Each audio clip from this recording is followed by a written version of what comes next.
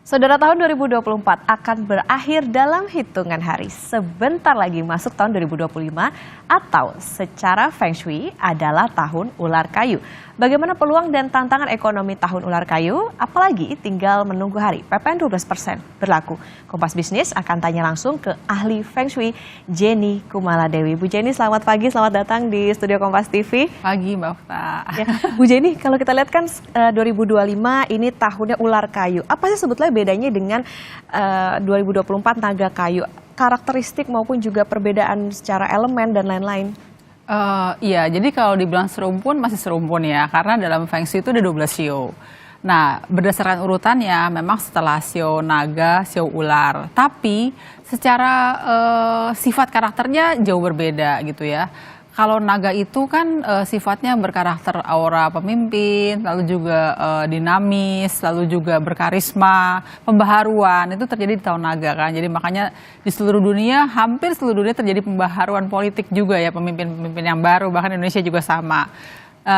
Beda dengan tahun ular. Ular itu tipenya adalah analis. Jadi kalau naga itu bergerak gitu ya, aktif dinamis gitu ya, orang banyak yang punya ide-ide yang pengen yang baru-baru, pengen yang aneh-aneh itu di tahun naga. Tapi tahun ular itu adalah lebih berpikir panjang, thinker. Lalu juga terkadang ular itu suka pesimis, negatif thinking juga. Nah, tapi juga ular itu, kalau kita tahu ular itu kan diam-diam menghanyutkan ya. Kalau kita tiba-tiba digigit ular gitu kan berarti kan juga bisa bahaya juga kan, bisa mematikan juga. Jadi memang karakter ular ini kalau menurut saya cenderungnya diam-diam menghanyutkan juga. Jadi ada hal-hal tak terduga, unpredictable situation will become juga. Jadi kita harus bersiap-siap juga dan semua harus berstrategi dalam semua langkah kehidupan karena tidak semudah yang kita bayangkan. Tahun naga itu sebenarnya menurut saya masih lebih optimis daripada tahun ular. Tapi bukan berarti tahun ular negatif ya, tapi memang tahun ular adalah saatnya untuk lebih berpikir hati-hati. Gitu menurut saya sih. Oke, lebih berpikir hati-hati. Kalau kayunya itu sendiri ada karakteristik apa gitu? Oke, jadi kalau naga kayu itu adalah kombinasi di mana pohon tumbuh di tanah kan ya. Jadi makanya saya bilang di tahun naga terjadi pembaharuan karena kan pohon baru tumbuh. Tapi kalau ular kayu sebenarnya kalau secara elemen itu elemen kan ada 5 unsur: tanah, logam, air, kayu dan api. Nah setelah kayu itu api kan. Nah ini kayu akan menghidupi api, akan terjadi over energy juga. Jadi api itu akan jadi terlalu kuat. Jadi banyak orang tuh yang mau begini begitu nggak gampang juga. Lalu juga kalau api banyak jadinya apa? Emosi juga kan. Banyak orang jadi cepat emosi, bingung lah gitu ya, galau gitu ya. Lalu juga karena karakternya si ular sendiri unfinished, jadi cenderung banyak hal-hal yang akhirnya tidak terselesaikan, unfinished atau tertipu. Nah itu juga hati-hati. Jadi semua rencana dalam kehidupan di tahun ular kayu ini kan kayunya sebenarnya kayu itu pertumbuhan dan perkembangan. Jadi kita bisa memikirkan untuk satu hal yang sifatnya kreatif, tumbuh dan berkembang. Tapi karena tahun ularnya ini loh, ular ketemu sama kayu jadinya apinya over energy, jadi orang itu maunya banyak, tapi tidak bisa terlaksana dengan lancar semuanya, itu yang terjadi. Oke, berarti bisa dikatakan ini jadi tahun yang harus hati-hati, ya, harus banyak pertimbangan yang matang. Tahun mawas diri lah tahun sebenarnya. Mawas diri, oke. Itu tadi kalau misalnya dari segi individual orang atau melihat bagaimana tahun dari ular kayu. Kalau ekonomi Indonesia sendiri, gimana kondisi ekonomi Indonesia dilihat dari sisi Feng Shui itu tadi, Bu, ular kayu? Iya, jadi kan Indonesia sendiri yang terlahir pada tanggal 17 Agustus 1945. Itu sionya kan ayam ya. Kalau kita lihat dalam secara Feng Shui, ular dan ayam itu satu rumpun. Sebenarnya masih bisa berkomunikasi.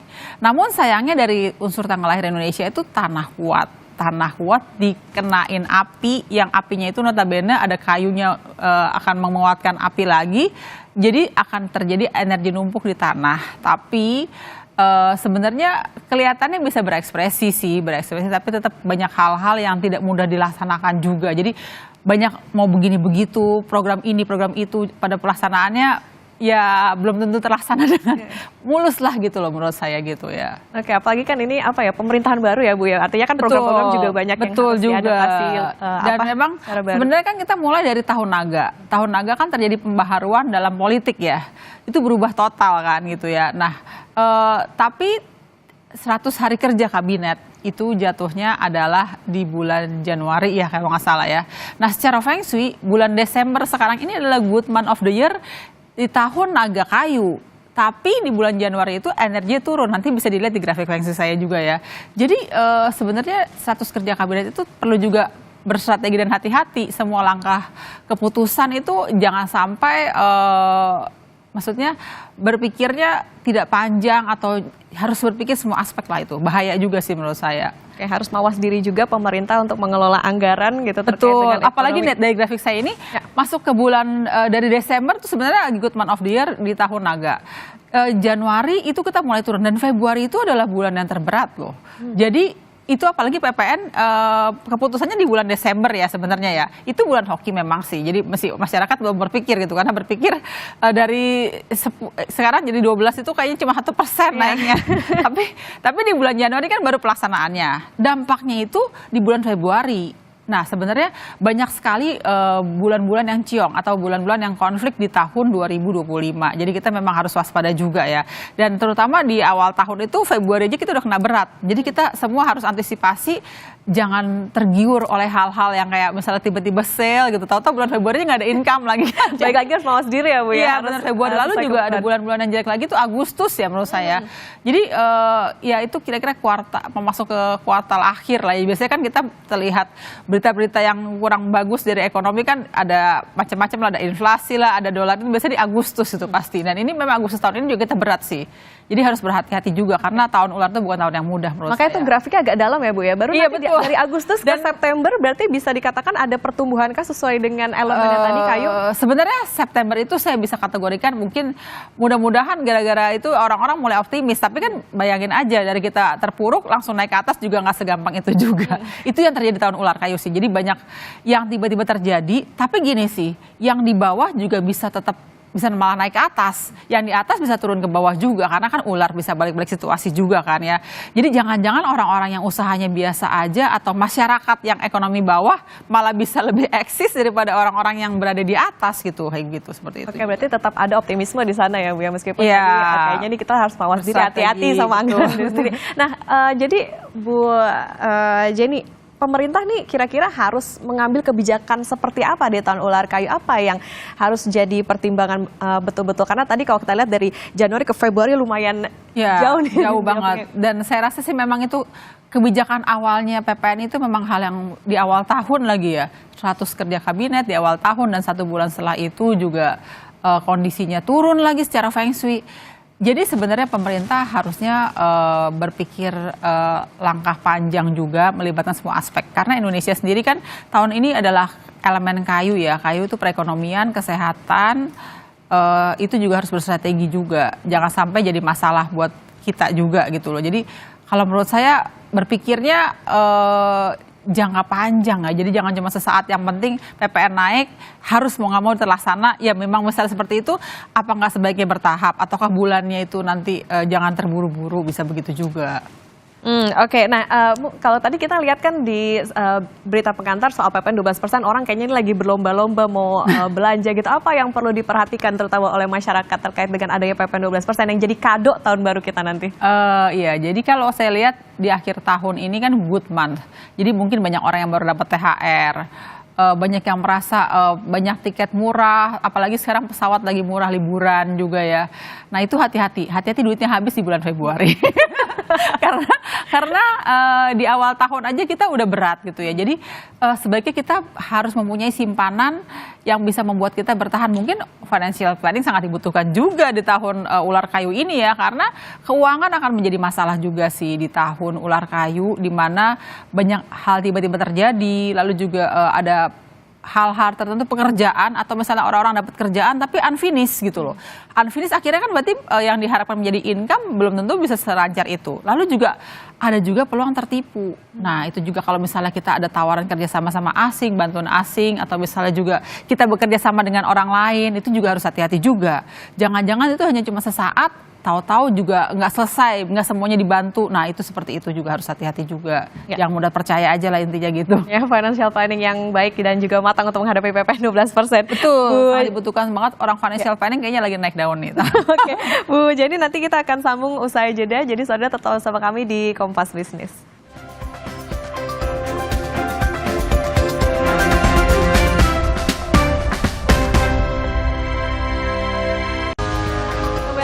Kompas Bisnis Saudara dan masih bersama dengan ahli Feng Shui Jenny Kumala Dewi di Kompas Bisnis. Bu Jenny, kita lanjutin kembali. Kalau tadi kita bicara soal bagaimana tantangan pemerintah maupun juga masyarakat menghadapi PPN 12%. Nah, di tahun ular ini sio apa yang akan buntung, atau tadi Bu Jenny bilang ciong ya, buntung nih. Apa tips dan strategi untuk sio-sio tersebut? Jadi sio yang bagus gitu ya, yang cuan dulu lah ya. Yang cuan dulu. Adalah orang yang sio yang bisa berkomunikasi dengan tahun ular. Tentunya sio ayam. Indonesia bersio ayam loh. Jadi sebenarnya Indonesia bisa berkomunikasi baik ya. Sebenarnya ada peluang baik juga gitu loh. Jadi sio ayam, sio kerbau, dan sio naga. Jadi ini adalah 3 sio yang menurut saya bisa berkombinasi baik lah. Jadi bisa berkomunikasi, bisa berekspresi, namun tetap harus berstrategi juga. Nah, lalu sio yang sebenarnya bukan buntung sih, tapi harus be careful atau cautious lah saya bilang gitu ya. Di antaranya adalah sio macan, lalu sio monyet. Jadi banyak banget setiap bulan di kalender saya, hampir setiap bulan tuh monyet tuh berat gitu loh. Jadi emang sio monyet, sio macan sama jadi sebenarnya itu satu lagi adalah sio babi. Jadi memang babi itu karena kita bisa bilang ciong. Yang ini sio yang netral. Yang netral adalah sio tikus, sio kambing, dan sio anjing. Banyak juga sih sio-sio yang netral, jadi alias B aja gitu ya gitu. Tapi kalau sio ular, sio monyet, sio macan itu harus berstrategi. Jadi nggak boleh banyak maunya, nggak boleh melakukan langkah besar kayak mau perluasan usaha, mau menikah, lalu mau investasi, mau kerjasama. Nah itu pikir panjang deh gitu. Harus ada strategi yang matang lagi, balik lagi ya. Bahkan menurut saya kalau bisa ditahan dulu semua ambisinya gitu buat 3 sio tersebut. Nah, Bu Jenny, kalau buat pelaku usaha, apakah tahun ular kayu ini jadi waktu yang tepat untuk membuka usaha baru atau untuk ekspansi bisnis atau bagaimana nih? Jadi sebenarnya tahun ular kayu bukan waktu yang tepat. Sebenarnya kalau mau untuk tahun menanam itu tahun naga. Sebenarnya belum terlambat sih. Justru tahun ini, justru malah Desember ini, tapi kebanyakan orang Desember udah berpikir akan liburan gitu ya. Sebenarnya langsung ya kita persiapan Desember. Nah, tahun ular itu adalah tahun yang saatnya untuk mempertahankan atau berstrategi aja. Bahkan menurut saya untuk buka usaha baru itu juga hati-hati. Ada peluang unfinished ataupun juga tertipu gitu ya. Nah, ini juga banyak banget orang-orang yang tertipu dalam hal usaha atau kehilangan uang, itu juga hati-hati. Jadi makanya nggak boleh investasi yang besar-besar gitu. Investasinya jangka pendek, kecil-kecil aja gitu kalau menurut saya. Jadi kurang tepat kalau mau perluas usaha di tahun ular kayu sih menurut saya. Oke, nah tadi jangka pendek, kecil-kecil aja, kira-kira sektor apa yang bisa hoki atau cuan tahun ini? Ya, jadi sebenarnya yang pasti kayu masih oke sih ya, karena bisa bertumbuh kan ya. Jadi kayak agrobisnis, agroindustri, lalu juga berhubungan dengan tanaman-tanaman, lalu dengan kreativitas, orang-orang seni sebenarnya masih bisa berekspresi gitu ya. Lalu konsultan, fashion designer, semua yang berhubungan dengan pemikiran-pemikiran tuh masih oke, pendidikan itu juga masih oke gitu ya.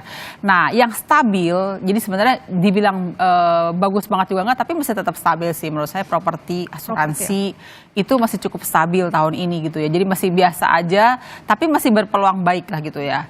Lalu saham juga masih cukup netral ya. Jadi meskipun dipikir ular kayu itu, tapi kalau orang yang biasa main saham pastinya juga akan bagus. Dan memang kalau lihat grafik tadi itu kan the right moment, the right time itu bisa juga untuk saham pasti bagus gitu ya. Ya logam sudah sedikit over energy. Jadi kayak misalnya logam mulia itu menurut saya harganya udah terlalu tinggi. Jadi udah over energy. Jadi kalau menurut saya udah terlalu ketinggian, jadi mau berkembang lagi lebih tinggi itu bukan jadi investasi yang tepat menurut saya gitu ya. Dan yang harus berstrategi adalah air.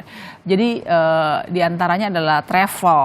Travel ini kita berharap jangan sampai minyak jadi masalah juga ya. Karena kalau minyak masalah masih sama ini, jadi akan mempengaruhi semua hajat hidup orang banyak juga. Lalu travel itu pariwisata itu juga harus berstrategi juga. Lalu event organizer, perbankan juga harus berstrategi juga, karena bukan hal yang berat juga, bukan hal yang mudah untuk perbankan untuk bertahan di tahun ular kayu ini juga. Oke, berarti masih ada potensial gitu untuk investasi instrumen, berarti saham ya Bu ya? Saham masih oke. Saham masih oke. Terus properti juga masih netral lah, jadi nggak akan hilang juga. Jadi harganya masih stabil, nggak akan tinggi-tinggi banget, juga nggak akan hancur gitu menurut saya gitu ya. Oke, tapi balik lagi nih dari tahun ular kayu, tahun yang harus menganalisa betul-betul meskipun tadi diam-diam menghanyutkan. Dan juga hati-hati emosi gitu. Karena Hati-hati banyak, emosi. nih dengan adanya PPN 12% bisa-bisa banyak orang yang juga emosi kan. Hati-hati jangan sampai emosi out of control bisa mempengaruhi semua aspek kehidupan gitu ya. Oke, tahun ular kayu harus jadi tahun yang hati-hati untuk masyarakat maupun juga buat pemerintah tadi Bu, dari segi kebijakan. Iya, Oke, betul. terima kasih ahli Feng Shui Bu Jenny Kumaladewi sudah bersama di Kompas Bisnis. Bu, seru sekali perbincangannya. Sehat selalu Bu Jenny. Ya, makasih.